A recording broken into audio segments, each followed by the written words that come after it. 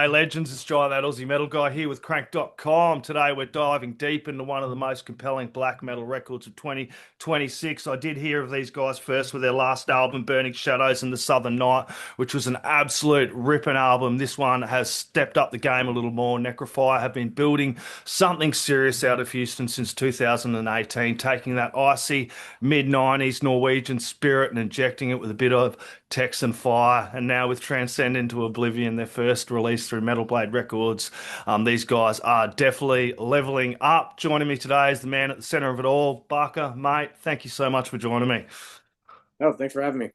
Absolute bloody pleasure, mate. First off, congrats on the album, Transcend Into Oblivion. It's an absolute ripper. It is the first record through Metal Blade Records.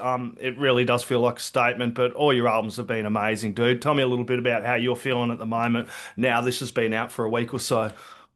Feeling good. It's one of those things where you record a record and it sits around for a year, like, and no one hears it except for maybe a couple of your people close to you. So it's good. It's great to see like all the reception, like the feedback's been well, and have it out there. So yeah, the step to take. Yeah, good. Yeah, well, does this chapter feel like a new chapter entirely, or is just another step in Necrofier? Because I feel like it's a big. I feel like it's another chapter. It's like new label. yeah, Uh, I feel like the record's a lot more aggressive than say like our previous ones. We have used a bunch of extra synths and stuff to create atmosphere. We got a new logo for this album. So yeah, I feel like a lot of stuff. It's basically it's a new chapter. yeah, and you did definitely take a little bit more time as well with this one as well. It kind of can feel this in the tracks, and you've kind of said that you took more time to develop each layer of the instruments before you started adding other and stuff in as well. Yeah, Yeah. we spent like we recorded it different where we did guitars before we went into the studio, so we spent more time focusing on like we added synth afterwards because Yeah. we had a little more time than just kind of like usual kind of like week and a half, 2 weeks of just like here you go done. Which we didn't overdo it. We're just like spend a bunch of time, but we took all the time we needed to get the stuff done we needed. But we did a couple things like the we didn't rehearse this album before we went into the studio. Like we recorded the tracks and then Dauber laid down the drums. Just like yeah, I know he knew he had a good idea of what he's doing. That's why it's kind of I feel like it has that like live unhinged feel. And I went about the same approach with the vocals, where I kind of had an idea what I wanted to do, but I didn't sit there and over rehearse it like I have in the past. So I feel like it gives that a lot of that gives the record while like kind of like the wildness it has and like live kind of feel. Oh, exactly. Let's crack into the spine of this thing. This doesn't feel like just a collection of songs. It feels like an absolute journey as well. And I've read there that you've described it as kind of a Luciferian dark night of the soul, awakening, struggle, rebirth. Tell me a little bit about that side of things as well, creating this. Were you pulling from personal experience, philosophy, mythology, or was it all kind of just entwined to make this? I mean, I think yeah, it all kind of went together because it started off with the I've been wanting to kind of do this on a record. I had the idea of doing it, but I didn't know if it was just going to be like a song in the past. But then I'm kind of I wrote like the songs started all going in that direction, like some of the lyrics I was writing stuff. I was like, oh cool, we'll go like this, and it started like everything started to kind of like just come together after that. It was like set the intent this way, and then it started flowing, and then after we even had everything together, that's when it got we ended up breaking it up in a couple different parts, and then it just kind of I feel once we were set like once we had like the idea and like the intent to go that way, it kind of organically a lot of stuff pushed its way into forming it as well, if that makes sense. Yeah, yeah, it definitely does. It has those three acts and those three parts, and I love the way it's broken up in the middle as well there with the instrumental tracks, the couple of the instrumental tracks, Behold the Birth of Ascension. I've got the Mystical Creation of Enlightenment, but then they're not essentially instrumentals, though, are they? They have a little Yeah, bit yeah, and of I was ambient like noise in there as well. I loved some of the presses and the research I was doing. They're like instrumentals, and I'm like, dude, have you listened to this? But they just create this atmosphere where in between those acts that just fucking just create this whole album. It's just an absolute listening thanks. experience.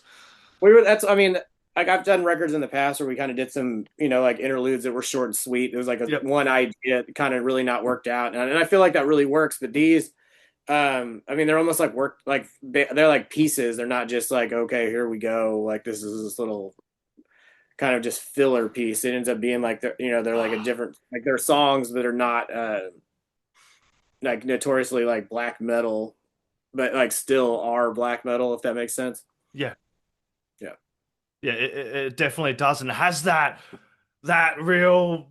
I fucking love black metal, dude. I'll come more into it my old age, being 45, Yeah. dude. But it has that real old school black metal fucking sound to it. You put it in, and but it's also got this little bit of like the Texan flair in it as well, dude. But you can hear that Norwegian intensity in this as well, raw and brutal, heavy as fuck, man. Thanks. Yeah, we tried to lean into kind of like the second wave of like black metal on this one, Yep. like like Immortal and Emperor and Gorgoroth and things like that. More blasting than we've done in the past on some things, and I'm really happy how it turned out. Yeah, tell me a little bit about when you're writing riffs for this. What comes first? Do you just kind of sit there, lay down some stuff first, the atmosphere, the aggression, the melody? I feel like melody and some of the song structure comes first. Like it's kind of created at the same time as lyrics are happening, except I usually kind of write lyrics and then kind of pair them to the song, depending on how like the idea of the song or things like that. And then the layering with the synth and things, I think it was the last kind of thing. Yeah, Uh, I was really well versed in playing piano and synth and things like that. So like, um, we did like some of there's chords on those like with choirs. Sometimes it's like just some extra synth things. It's more like almost John Carpenter sounding. Sometimes it's like percussion sounds and bells. I mean, yeah, like we just went to town like all whenever we were going through it, like anything like it needed or and also like we're down to try things and see if they work. Where it's like not everything makes it. Sometimes it's like I don't know what the hell the fuck that was. That's not going on the record, But it's good to try like some of that. But it's like we try some stuff out to see what we can like push the envelope without making it something different. oh yeah, definitely. And I've read some of the other stuff here. You made a strong point about the US scene, and I've noticed it as well. For black metal, it's just starting to kind of kick off there. It's definitely taken a while, and I've interviewed a couple of black metal bands out there. I remember doing a written interview with a band, black metal, heavy as fuck. Can't forgive me, I can't remember the name. It was early on, but they were in the Bible Belt. They were just talking about how hard it was for them as a black metal kind of getting in there and playing music as well. Feel like you're witnessing a bit of a shift in American black metal scene at the moment? I feel like there's starting to be like there's more bands and there's more bands that people actually listen to, I guess, that are just completely super underground. Yeah. As far as American culture accepting it, I don't.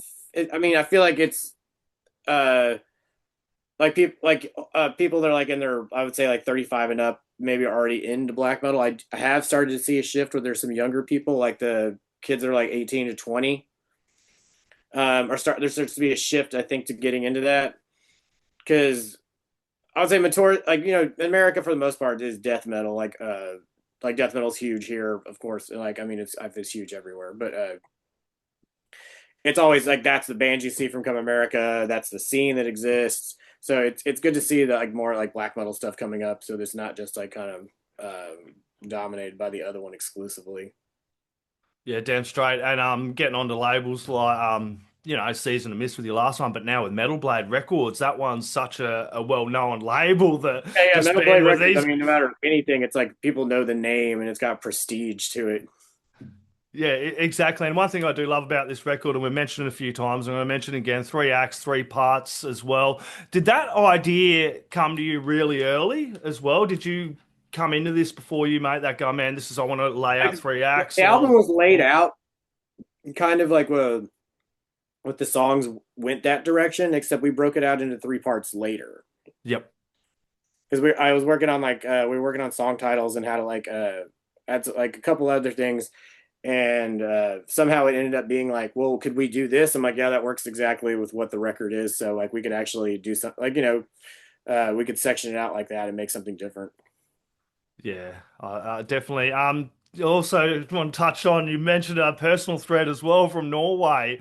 Kind of your family immigrated over from there as well. My family kind of immigrated from Denmark as well. So as you kind Right. of find out a little bit more of your history, it's like kind of really interesting. What was that like as well? Kind of, finding all that out, bringing in some of the Norwegian I mean roots like as when I was well. growing up like my dad is always like kind of flexing that stuff and like he took us in Norway when we were young and things, and seeing like distant cousins and things like that. So it's always kind of been around even before like I was into like, a lot of Scandinavian stuff because over the years it's been like black metal from Norway and even like rock bands like Turbo Negro and the Lucifer and things like that. So Yep.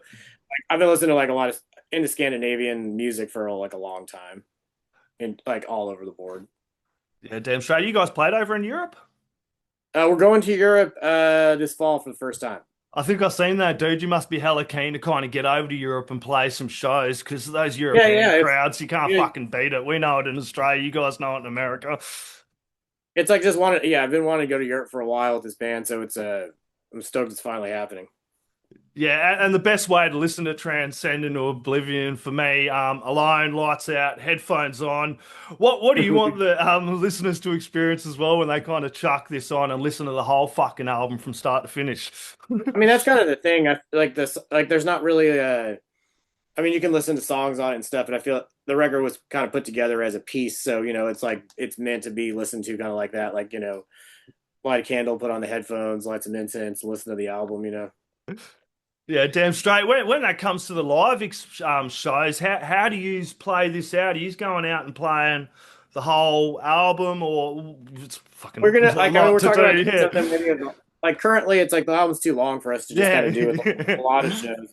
We need to do a show like where I feel like it's the album start to finish with all the tracks into it, but that's a One, goal for another time. yeah. Currently, it's just like we kind of figured out a couple tracks to go with like we change out like pull out some of the older songs and add like some new songs from this. They kind of all flow together as a good set. It's kind of the idea right now. Yeah, are there any ones you're actually really keen to play live over there in Europe for the European fans?